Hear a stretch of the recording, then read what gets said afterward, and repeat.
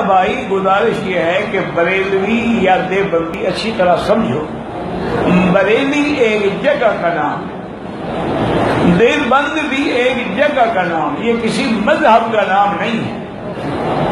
جو لوگ بریلی میں رہتے تھے وہ بریلوی کہلائے، دیوبند میں رہتے تھے دیوبندی کہلائے۔ اچھا، اسی طرح جن لوگوں نے بریلی کے علماء سے پڑھا وہ بریلوی کا فکر ہو گیا، جنہوں نے دیوبند کے علماء سے پڑھا وہ دیوبند کا فکر ہو گیا۔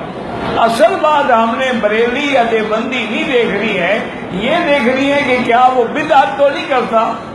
کیا وہ میلاد تو نہیں مناتا، کیا وہ قبروں پہ سجدہ تو نہیں کرتا، کیا وہ 11ویں شریف کا دودھ تو نہیں پیتا،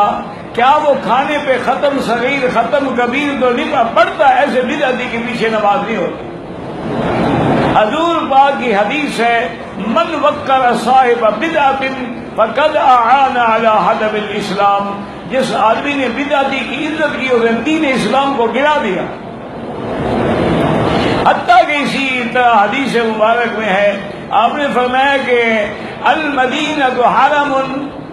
میرا مدینہ جو ہے یہ بھی حرم ہے۔ اسی طرح آپ نے فرمایا ہے کہ من احدث حدثا،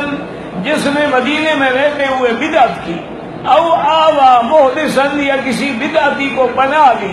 اپنے گھر میں رکھا، فعلیہ لعنت اللہ، اس پہ اللہ کی بھی لعنت ہے، فرشتوں کی بھی لعنت ہے، اور لا یقبل اللہ منہ صرفا ولا عدلا، نہ اس کے فرض اللہ قبول کرے گا نہ نفل قبول کرے گا۔